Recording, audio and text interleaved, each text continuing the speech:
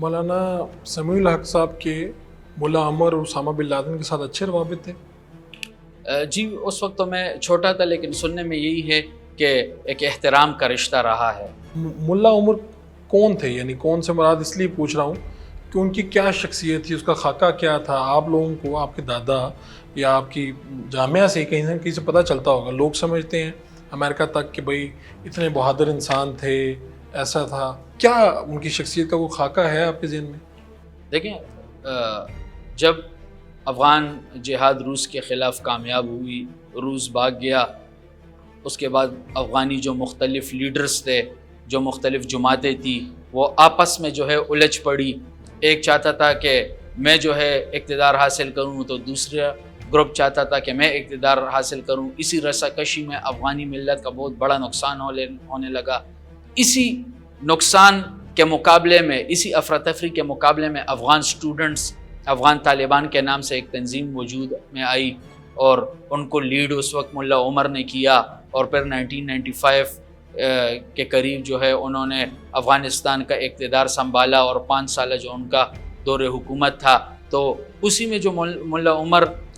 کی جو 5 سالہ جو پالیسیز تھی اور جو نظام حکومت تھا، اسی کی وجہ سے دنیا کی نظروں میں وہ آئے۔ اور میں سمجھتا ہوں کہ ملا عمر کے متعلق مسکنسیپشنز پوری دنیا میں بہت زیادہ سمجھا جاتا ہے کہ بڑے سخت گیر انسان تھے، کچھ لوگ تو کہتے ہیں کہ ظلم پہ یقین رکھتے تھے، اس طرح کی بات۔ میں اس لیے ان کا تو جو 5 سالہ دور حکومت تھا جو پہلے تھا، تو پھر اس کے بعد جو یہ 20 سال 2021 تک 21 سالہ حکومت جو مختلف افغانستان کے لیڈرز نے کیا ہے، تو اس دور اور اس 5 سال کے دور کے مابین اگر آپ کمپیریزن کریں تو افغانی بہتر آپ کو بتا سکیں گے کون سا دور اچھا تھا اور کس میں ظلم زیادہ تھا۔ اس کا مطلب ہے کہ یہ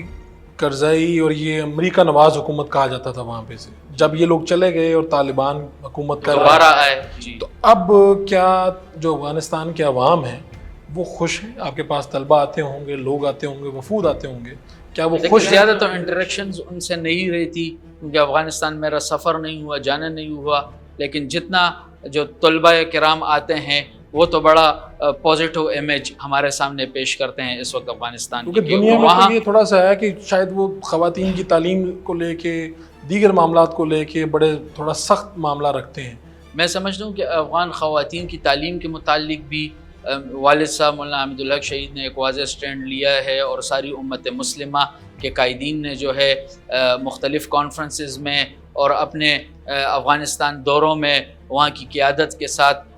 جو امت مسلمہ کے مختلف جو ادارے ہیں، جو سربراہان ہیں، انہوں نے اپنی تجاویز دی ہیں کہ افغان جو خواتین ہیں ان کے لیے تعلیم کا ایک سازگار ماحول پیدا کیا جائے۔ اس کے جواب میں ان کا یہی قول ہوتا ہے کہ جو چھوٹی بچیاں ہیں ان کے لیے تعلیم کا کوئی مسئلہ نہیں ہے، جو ایجڈ ہیں ان کے لیے ہم الگ جو ہے کیمپسز بنا رہے ہیں، کوئی ایجوکیشن اسلام میں چونکہ ہے نہیں، اور ہم جو ہے خواتین کو ایک اپنا رسپیکٹ والا مقام دینا چاہتے ہیں، ہمارے ساتھ جو فنڈز ہیں وہ منجمد ہیں۔ تاہم میں سمجھتا ہوں کہ جو پاکستانی علماء کرام ہیں، جو عالم عرب کے علماء کرام ہیں، انہوں نے جو ہے افغان طالبان کو یہی ریکویسٹ کی ہے کہ وہ جو ہے افغان خواتین کے لیے بھی ایک ایسا سازگار ماحول پیدا کریں کہ وہ بھی آزاد حیثیت میں اسلامی حدود اور اسلامی نظام کی روشنی میں جو ہے اپنی تعلیمی سلسلہ جاری رکھے۔